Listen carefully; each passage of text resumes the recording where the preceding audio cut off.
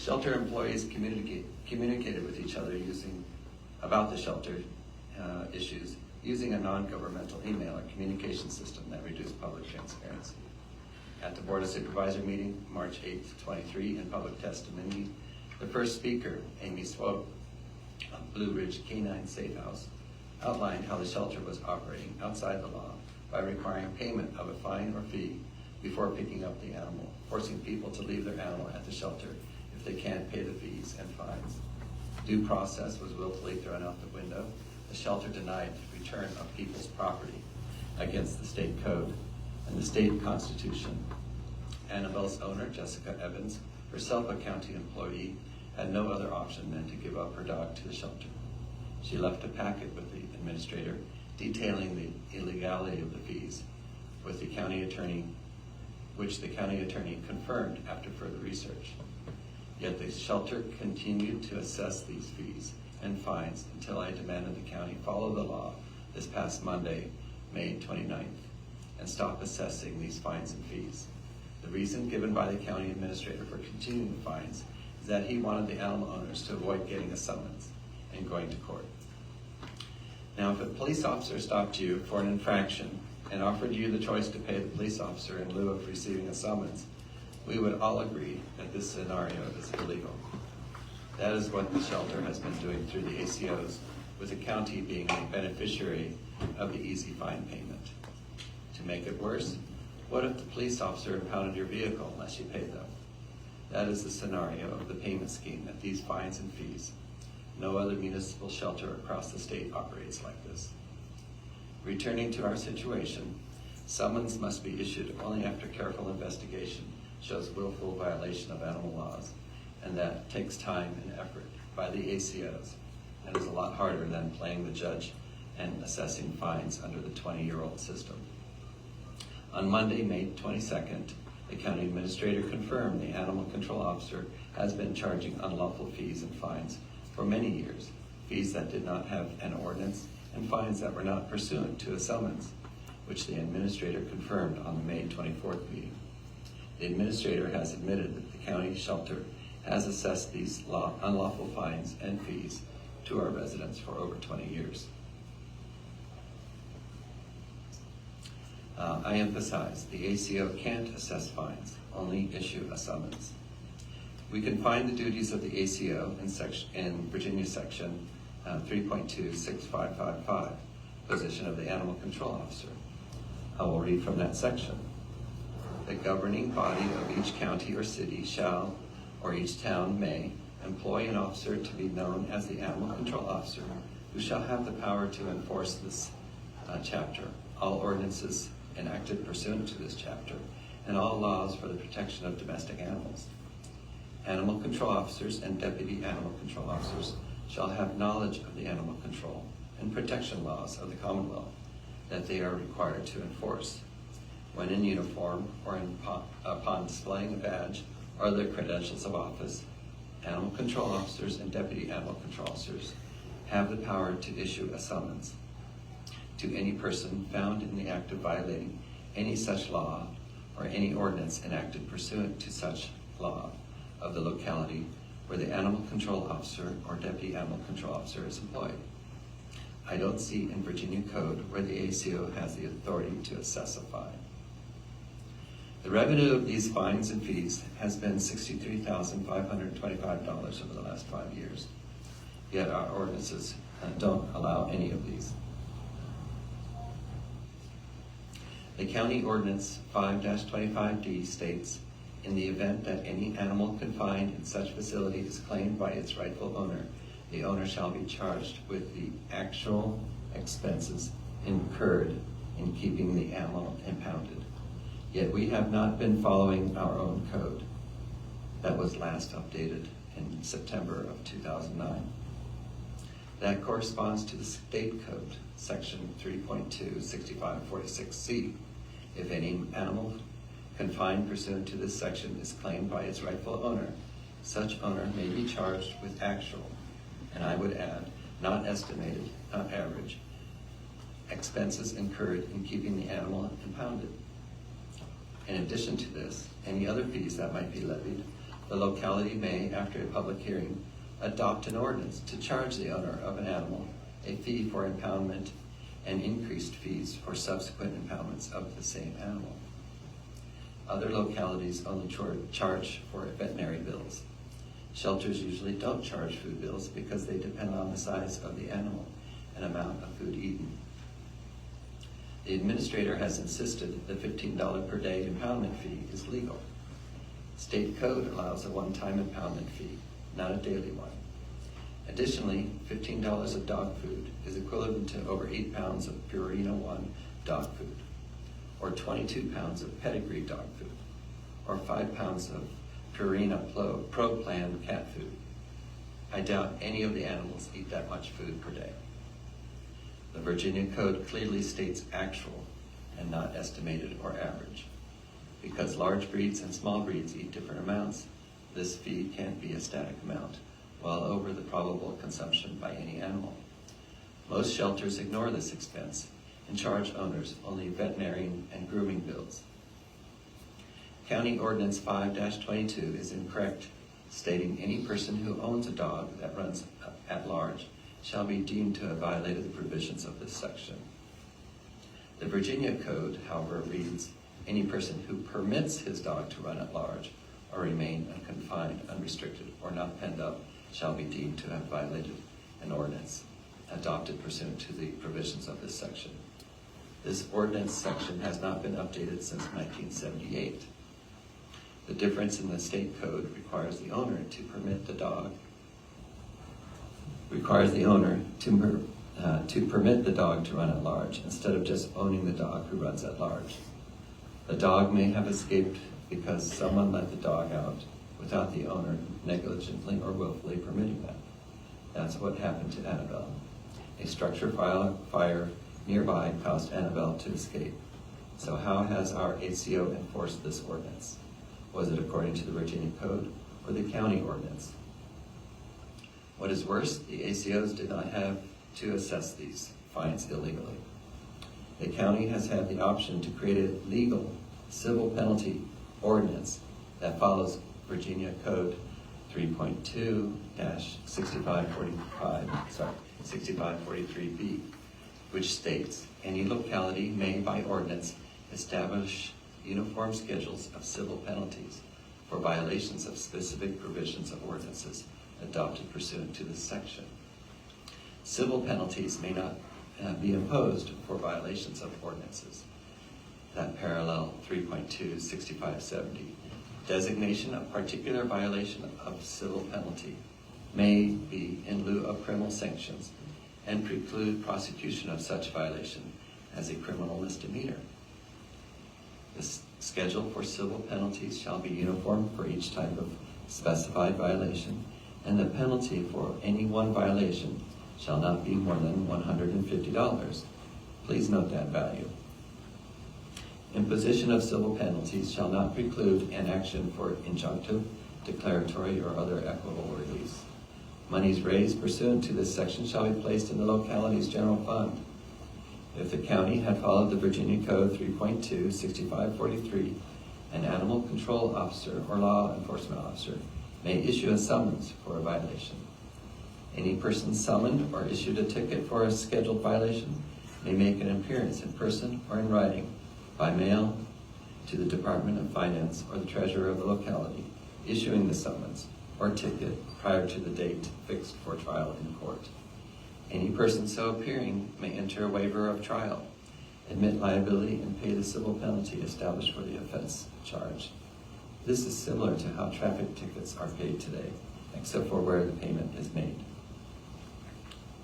Yet County Ordinance 5-51 does not provide for civil penalty and reads as follows. The following shall be unlawful acts and constitute misdemeanors, and any person convicted thereof shall be subject to the following authorized punishments. For any dog owner to own a dog 4 months or older in the county without a license in violation of Section 511, a fine of not less than $10 and not more than $250. That's $250, when our Virginia Code only allows for $150. That section also goes on to talk about dogs that run at large, also with a $250 fine, when the Virginia Code only allows for a $150 fine.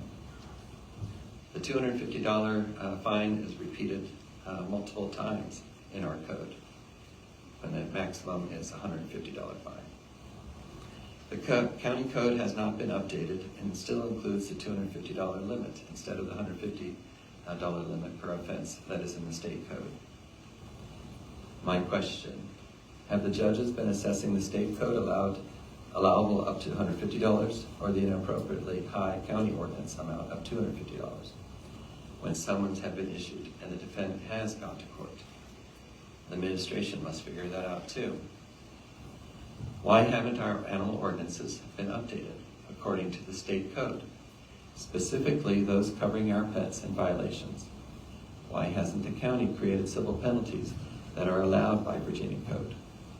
This is speculation, but perhaps somebody didn't want the county ordinances inspected during public hearing and commentary and didn't want the practices of the ACO in animal shelter exposed. I won't let this illegal practice be swept under the rug. This is about an abuse of power by the multiple administrations of this county over many years that cost residents money, and at least in one case, cost the life of a family's precious dog, Annabelle, and the unlawful procedure cost taxpayers by prolonging housing, feeding, and caring for pets that should have been returned to the owner instead of unlawfully retained. Who thought of this illegal money-raising scheme? I don't know. We live in a Dillon ruled state where jurisdictions are only allowed to create ordinances permitted by the state code.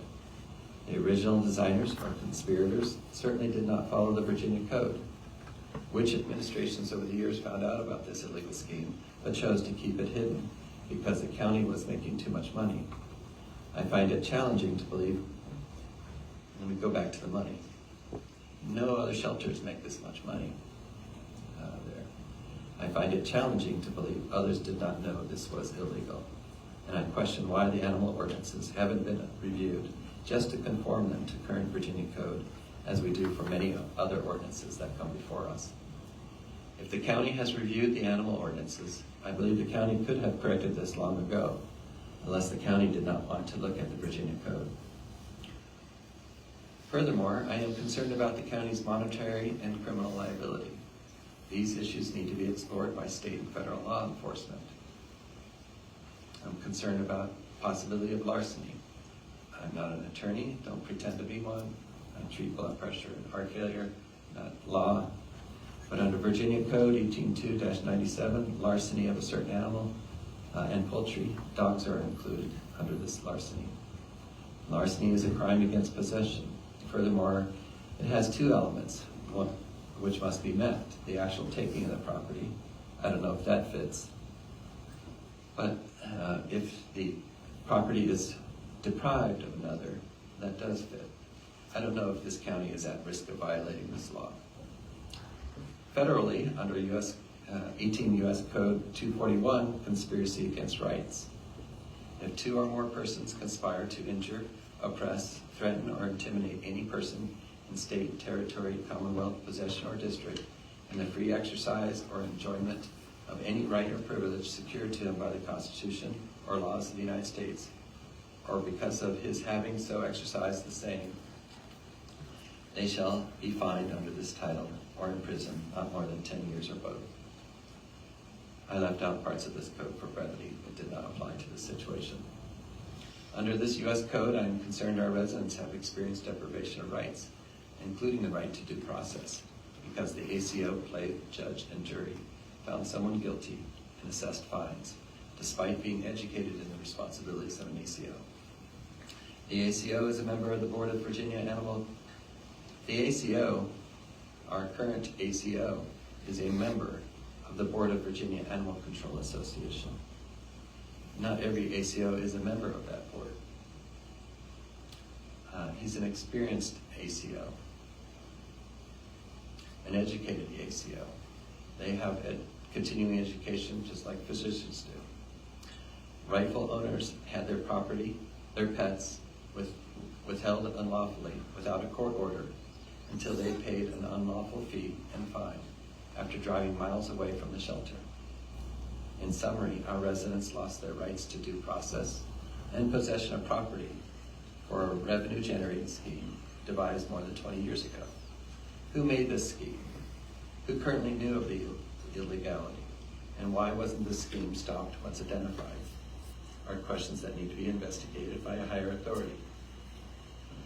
How can we call ourselves free when the government can act illegally, unconstitutionally, extorting money from our citizens and residents, resulting in the premature death of our pets, and the people's representatives, their county administrators, didn't inform the supervisors of the illegal activity? Where is the transparency? Who will hold officials accountable for creating and then hiding illegal activities? In March, a dog died because of this illegal fee and fine payment scheme. How many other dogs or other animals died because of this illegal activity? How many people were forced to surrender their pets to the shelter because they couldn't afford to pay the fees and fines at the time of picking up their animal? Pets are property. Property possession is a right. Only a court order can deprive people of their pets once the owner demands the pet's return. Under the guise of expedience, due process was not followed. At some point in the past, the 3 localities decided not to follow the Virginia Code and created this payment scheme. This payment scheme has not been duplicated across the state. The animal shelter is the only one who charges people fines and fees this way, and doesn't allow people to pick up their animals until they contact the ACO.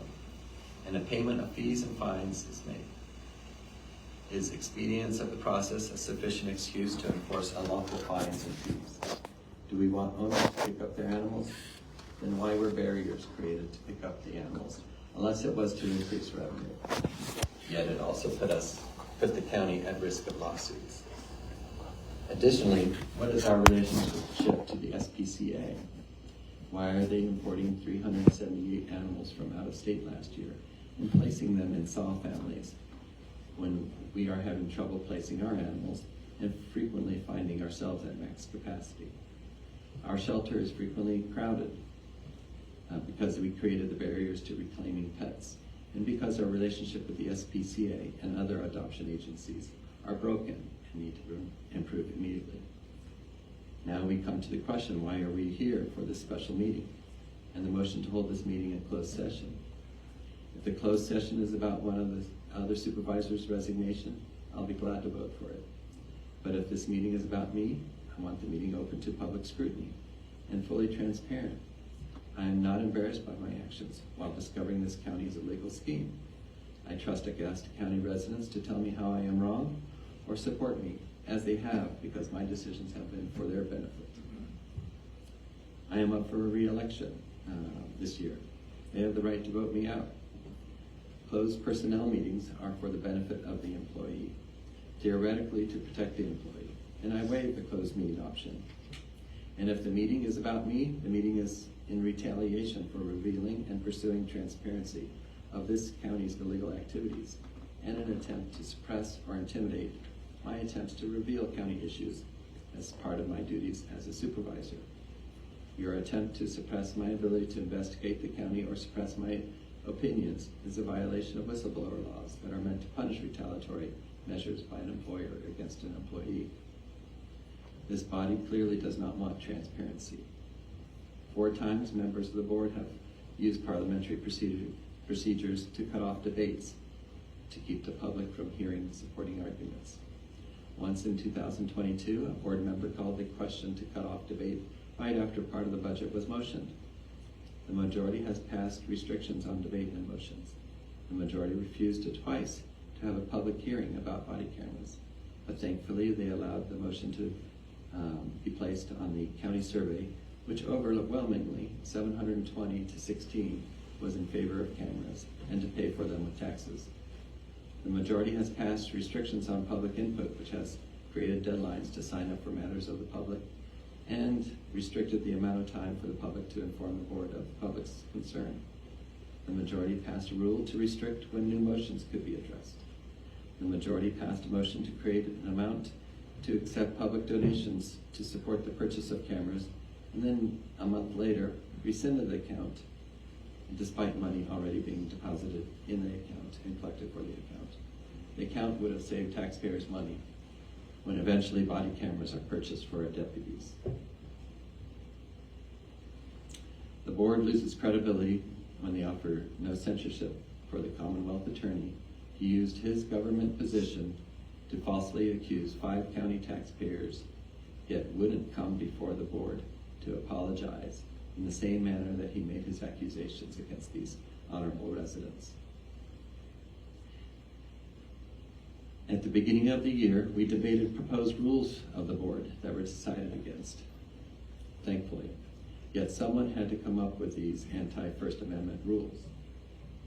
One such rule was, once the board has heard a presentation from an individual or organization on a particular subject, the individual or organization may not make another presentation on the same subject within 3 months of the first presentation.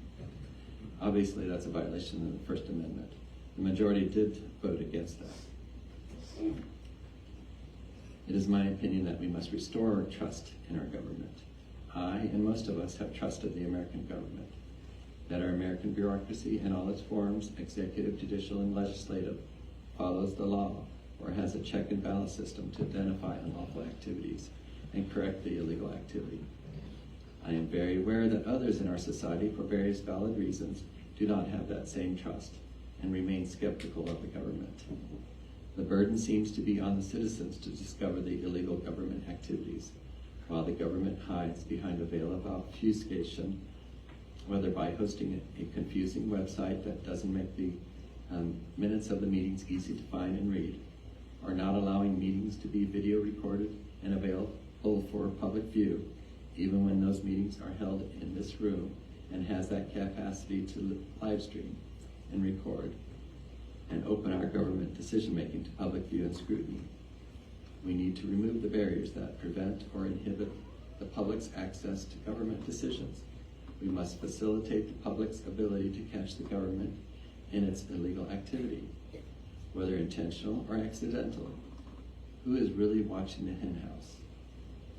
The 155,000 eyes of our residents on our county government are better than just 14.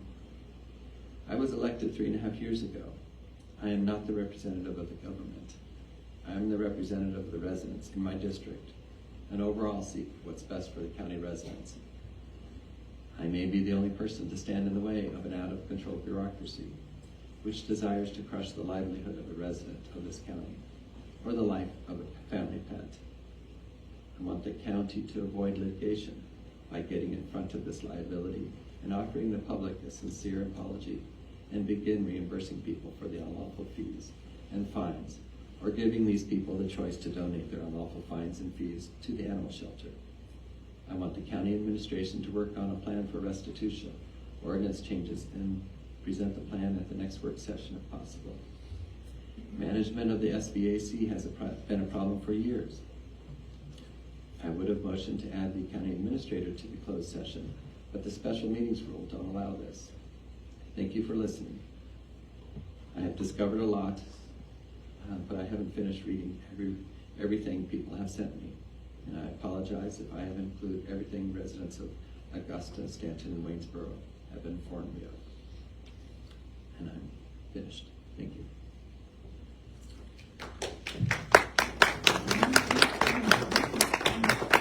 Any other discussion on this before we vote? Mr. Chairman, I look out in the crowd here, and I have no doubt I've seen some of these people at our meetings and got up and spoke passionately about the animal shelter. Some of them I've talked to in person. I'm just going to repeat, that was a magnificent presentation. That's not why we're going in closed session, folks. Nothing to do with that. Any decision of what's going on with the animal shelter is done through the cooperation of Stanton, Waynesboro, and Augusta counties, not here. And I think some of y'all know that. That's how it operates. It will be an animal shelter meeting, not a closed session meeting of the board. This is a personnel matter. Doesn't have anything to do with that. Thank you. Any other discussion before we vote? Mr. Chair, I think that you know, I'm all about transparency. I'm all about answering to the citizens. That's what we're here for. This type of discussion needs to be put on an agenda, advertised to the citizens. We just have a handful of people here today, and I appreciate you coming out. But that's not fair that's not how this meeting was advertised. So my concern is we are in violation of this advertised agenda from today. It needs to go on a regular agenda so that everybody knows it's going to be discussed, and it gives them the privilege and power to attend a meeting where it can be brought up. I'm not trying to stifle discussion. I'm just trying to follow the agendas that were published and follow the rules. Again, I'm all about transparency. I think Dr. Seaton and any member of this board has the right to ask questions. That's what we should do. God knows I ask enough questions. But do it when the whole public, all the public that wants to participate can be here. And I'm concerned that we are not following the advertised agenda for today. I believe that this was, and I appreciate the concern, but I believe the discussion has been tied to whether or not to go into closed meeting. This was the point of the debate. But I certainly appreciate the concern. Any other discussion? All right, the motion's been made to go into closed session, and seconded. Well, let's vote on that. All in favor of going in closed session? All opposed? Motion carries 6-1. We will not convene in closed session.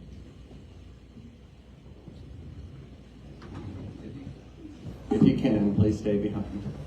Thank you.